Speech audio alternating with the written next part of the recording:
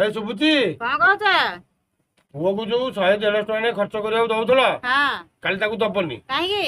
ମୁଁ ବଜାରରୁ ଆସିଲା ଆସିକି ହଁ ଯୋଉ ଇଟା ଗଦା ହେଇଛି ହଁ ଏ ଇଟା ଗଦା ଉପରେ ବସିକି ଆଙ୍କର ଗୋଟେ ଆଲୋଚନା ଚାଲିଛି। ହଁ କିଏ ଦଉଛି 500 ଟଙ୍କା, କିଏ ଦଉଛି 150 ଟଙ୍କା, ହଁ। କିଏ ଦଉଛି 100 ଟଙ୍କା, ଏମିତି ସବୁ ପଇସା କଲେକ୍ସନ କରୁଛନ୍ତି। କଣ କରିବେ ଏରାକ? ମଦ ଆଣିବେ ବୋଲିକିରି ମଦ ଆଣିବେ ବୋଲି?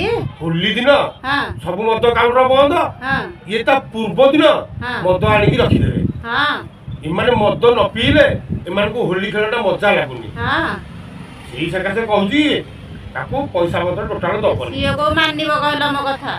ମାନିବନି? ନା। ସେ ଠିକ ମାନିବ। କେମିତି କରିବ? ସକାଳ ପାଇଲେ ହୋଲି, ହଁ ସିଏ ଯଦି ଆମେ ତାକୁ କିଛି କହିବାନି, ହଁ ସକାଳ ପାଇଲେ ହୋଲି ହବ, ହଁ ରାତ୍ରି କଣ କରିବା ତା ମୋଟର ସାଇକେଲରୁ ପମ୍ପ ତକ ଖୋଲିଦେବା ଆଗ ହଁ ଏମିତି କରିବା ହେଲା। ମୋଟର ସାଇକେଲରୁ ପମ୍ପ ତକ ଖୋଲିଦେଲେ ହଁ